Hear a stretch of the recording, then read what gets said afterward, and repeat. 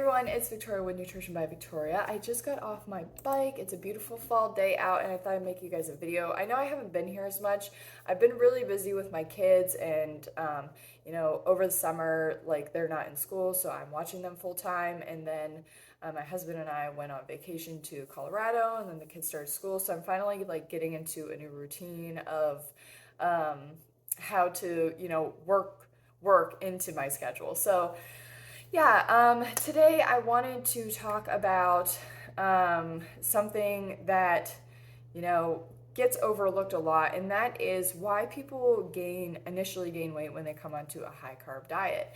And the primary reason for that is they have a certain degree of insulin resistance. So insulin resistance is basically when your insulin, which gets released from your pancreas, its job is to open a lock basically in your cell to allow glucose in, like out of the bloodstream. So glucose, you eat food, and the sugar in your meal, the glucose, it hangs out in your blood until the insulin gets released and allows it to enter into the cells, where it can be turned into ATP or cellular energy. So that is ideally how things work, but when you have insulin resistance, your insulin doesn't work correctly. It has a hard time getting into the lock. And this happens for several reasons. And the reasonings for it are the reasons why people gain weight initially when they come onto a high carb diet. And it's always sugar that gets the blame when actually sugar is the solution. You just got to take everything else out of the diet. So the reasons for insulin resistance include a high-fat diet and carbohydrate restriction. Those are predominantly the two dietary factors that cause insulin resistance. When you have insulin resistance, it primes your body for fat storage.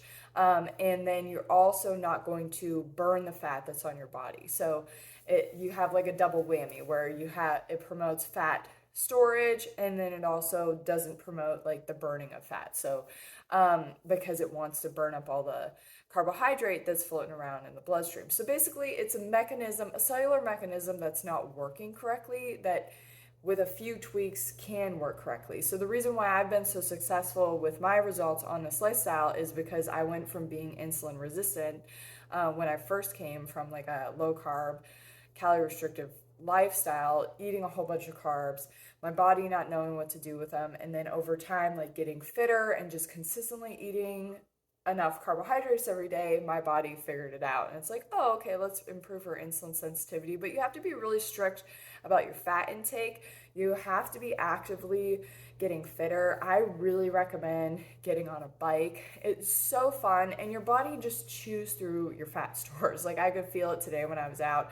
I ate a bunch of carbs this morning.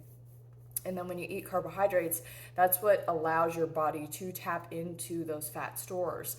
I talk all about this in my program that I'm launching October 3rd or next Monday. So it'll be available for purchase then. I mean, you can sign up for it now and I'll go ahead and get you started. But basically, the Nutrition by Victoria coaching program is going to be 4 weeks where we are going over week 1 is understanding the human metabolism, and I go into some nitty-gritty biochemistry and physiology and nutritional science here, because I feel like the more people understand about how all this works, how your cellular metabolism works, the more likely they are to make choices that work for you in terms of getting the results that you want. Because there's a lot of nutritional misinformation out there, and it seems like any of the information that is actually beneficial for someone, like Percival Hemsworth's work on diabetes, where he basically proved that a diet high in sugar and low in fat will get rid of insulin resistance. Why isn't that mainstreamed? I don't know. Okay, so week 2 we'll be going over the fundamentals of an optimal diet and lifestyle. Week 3 is diet and lifestyle planning, and week 4 we're going to be troubleshooting your results. So if this is of any interest to you, leave a comment down below and I'll send you some information. The link to sign up for the program is also going to be in the description box. yeah, this is like where I'm at. Eventually I'm going to turn this into an ebook, but for now I really want to like teach people the principles of this lifestyle, of the inner workings of this lifestyle so that they can get the results that they want.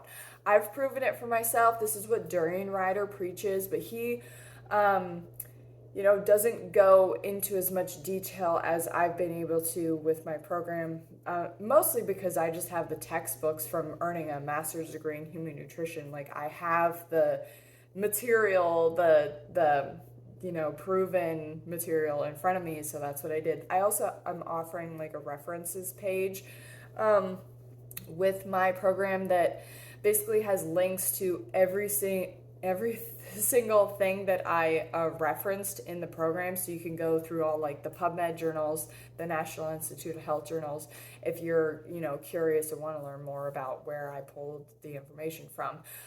In terms of the textbooks, I highly recommend if you can get your hands on this, the Advanced Nutrition Human Metabolism text. Mine is a 5th edition, but I used this in my master's program, and it's just full of the basic nutritional science that nobody knows, but everybody pretends that they do. So that's about it for this video. I don't want to make it too long. I'm going to hopefully be continuing to make videos from this point. If you have any questions about insulin resistance, let me know. Like I said, I go into depth with all of this information and connecting it all together and how to make a diet that gets you the results that you want in my program. So, if you're interested, give it a try. Okay, I'll see you guys later. Bye.